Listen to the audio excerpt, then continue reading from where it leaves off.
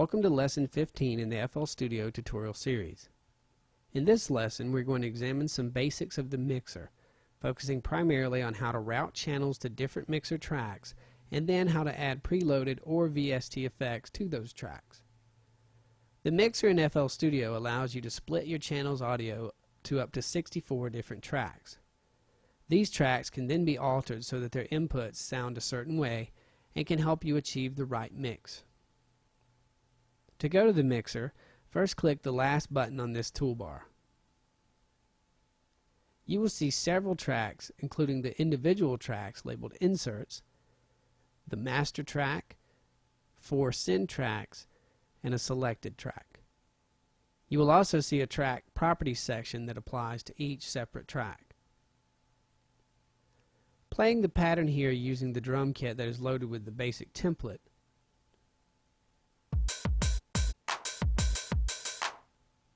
you see each drum note triggered in the pattern causes a level to move up and down in the first 4 tracks. The level of the master track also moves here because all sounds come through the master track.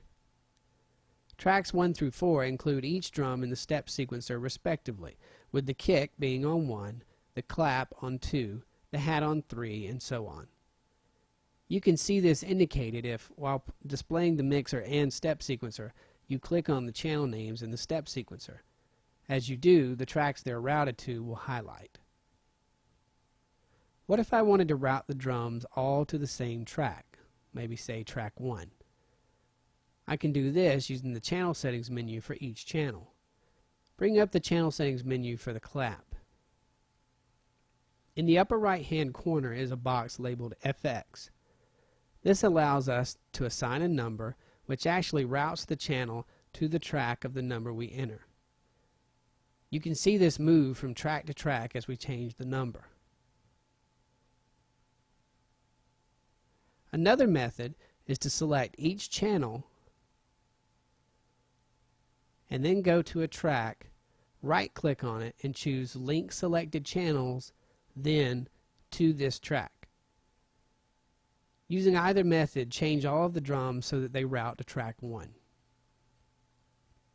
If you wanted, at this point, you could rename the track to Drums. You could also add a graphic icon to help you remember what is routed to that track.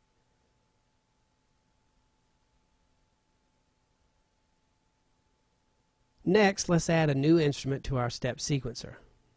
Now we can use the same method of track routing to route it to its own track in the mixer.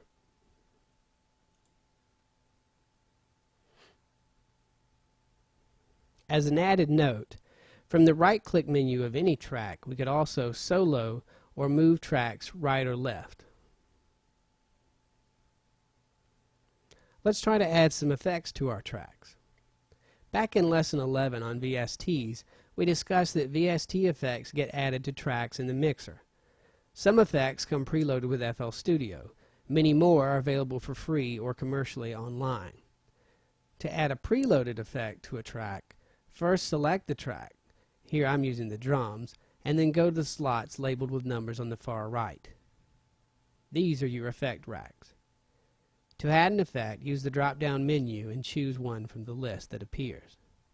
This process is very similar to adding a channel in the step sequencer, and most effects will have their own interface, maybe even some presets. With the effect added, you should hear a notable difference in the sound of the track. You can turn the effect on or off here, as well as adjust the mix level of the effect here.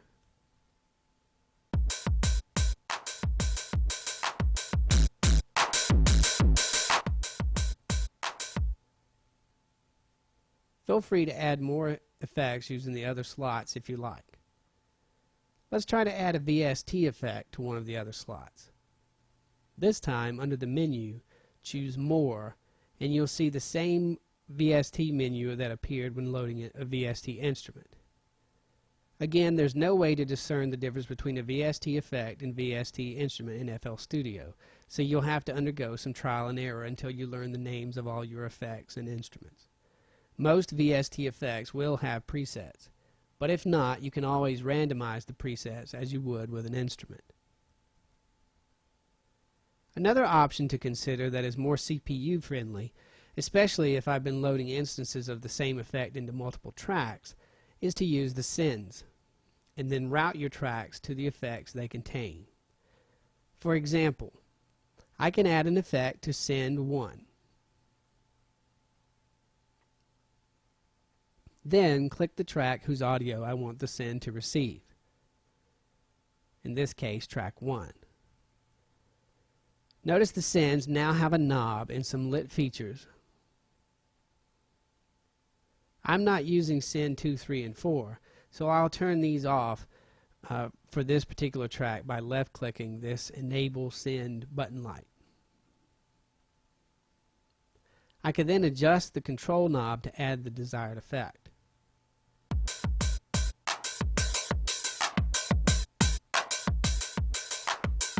You see, if I switch my focus on track 2, I have the same setting options with the sends, which are independent of the other tracks. One final note.